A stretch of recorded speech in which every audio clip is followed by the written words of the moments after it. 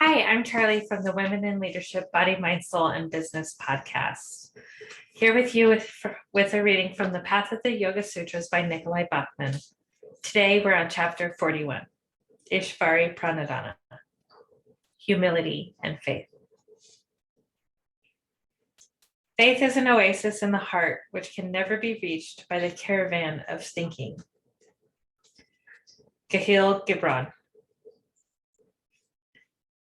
If our quest for knowledge is confined to what our intellect can understand, then we will never experience the deepest and subtlest aspects of ourselves. Logic works well in the outer world of names and forms, but breaks down as our focus turns inward. Faith in something beyond our limited self is essential to circumventing linear, logical thought. Letting go of our past conditioning allows us to perceive the material world without the fetters that bind us to it. The practice of Isvara-Pranidhana, which is the fifth of the 5 niyamas, or personal practices, bypasses these distractions through faith and surrender to something higher than ourselves, thereby eliminating egotism and cultivating humility. Belief in a power higher and more subtle than ourselves is fundamental to most religions. The worldview of yoga includes belief in a universal source of knowledge, Isvara, that is not bound by anything, and an individual inner light of awareness, our Puruja, that resides in the body and is exposed to our perceptions, actions, thoughts, and emotions. Isvara-Pranidhana is the personal practice, niyama, of deep respect for, admiration of, and faith in a higher inner knowledge. A clear and receptive heart-mind promotes insight into this consciousness, or omniscience. Isvara-Pranidhana, along with tapas and svadhyaya, compose Kriya Yoga, a powerful triad of tools for weakening our negative patterns of behavior and realizing samadhi. Isvara-Pranidhana cannot happen if doubt is present. Doubting ourselves is an obstacle, antarya, to yoga, and will make faith impossible. Doubt can spoil any chance of success. True faith and surrender bypass the heart-mind and connect us directly with the object of devotion.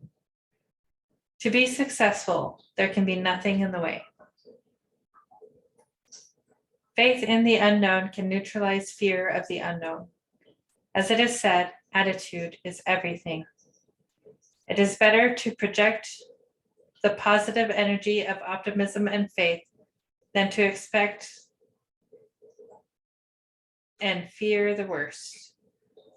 Faith is what allows us to release our attachments to the results of our actions, thus freeing us from the potential disappointment, the suffering that can arise when results don't match our expectations. When we have faith in a higher power, we accept that whatever happens as a result of our action is exactly what is meant to happen, even if it doesn't match what we expect. We can let go of our attachments and expectations by understanding the transient nature of all things, stilling our heart, mind, our nirodha, and listening to our inner teacher. Action based on inspiration and not bound by expectations is truly free. Dedicating the fruits of our actions to Isvara allows us to let go of them. According to the Sutras, the practice of Isvara-Pranidhana leads to the attainment of samadhi. A superficial egoic view of the outside world sees us as separate and distinct from other things. Yoga as samadhi is the subtle state of mind in which we experience an external object as no different than ourselves. We seem to join with our object of focus when the ego relinquishes control, allowing the heart-mind to reflect the object like a mirror. Then the subject, the mirror-like heart-mind, looks exactly like the object.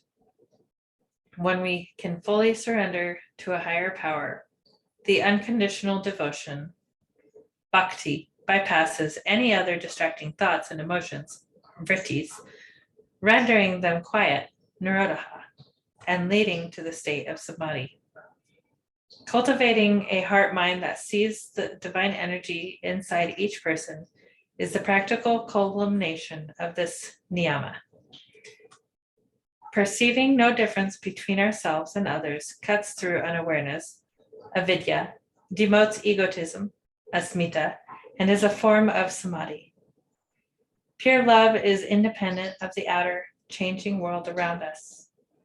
When we understand that each person is a constantly changing outer shell encasing an unchanging, pure inner light of awareness, then we can show love for the divine in all sentient beings. Pranidhana implies a state of humility in the presence of something higher. We all have limitations, yet share the uniquely human ability to self-reflect and the capability and the capacity to experience something beyond our conditioned heart mind.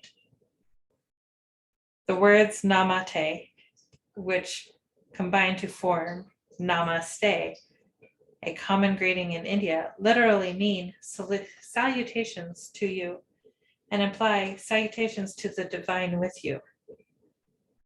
Humility means that egotism, asmita klesha, is not active and that anything the ego thinks it owns can be passed through us to our teacher or to the universe.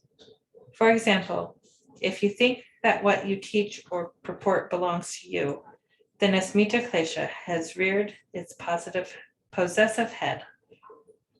Any teaching that you think is uniquely your own is the result of an integration and extrapolation of past learning and experience. Let the accolades come toward you, pass right through by honoring, respecting, and giving credit to your past teachers and to teachings that have contributed to your unique way of transmitting useful information. Serving others is serving Isvara. If the results of and credit for all actions are offered to Isvara, then our ego cannot hold on to anything. Egotism, asmita, weakens, and we receive because of our giving. Having faith in the law of karma, what you sow, so you will reap, will encourage thoughtfulness and love toward others. For example, you decide to help feed the homeless one night at a soup kitchen. This act of selflessness nurtures your spirit. You subtly receive on the inside by giving on the outside. No matter who we are, no matter what our situation in life, no matter how much or how little money we have, each of us has the ability to act with humility and trust that whatever happens, happens. Isvara, the source of knowledge, exists for us to learn from, aspire to, and revere. May we dedicate all endeavors to Isvara. Thoughts. No one owns knowledge. We all dip into the giant soup of universal intelligence. Surrendering to the divine allows me to truly understand my relationship with it. I will give credit for all that I accomplish to my teachers and to the teachings themselves. Exercises. Get together with a friend and have that friend flatter you. Each time you receive a flattery, notice how you feel and how you respond. Is it inflating your ego too much?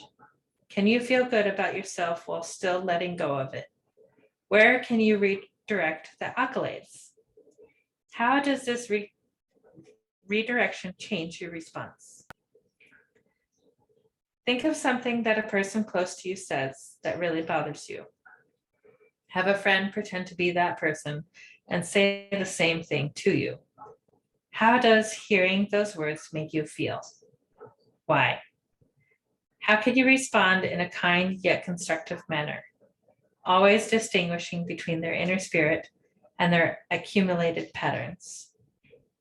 Practice letting go of attachment to an expectation. For example, you bought tickets to a concert that you were really looking forward to. On the way, you get a flat tire. Will you curse till the cows come home or accept what happened and let go of your attachment to attending the concert? Which action is better for your own peace of mind? Thank you for joining us. Namaste.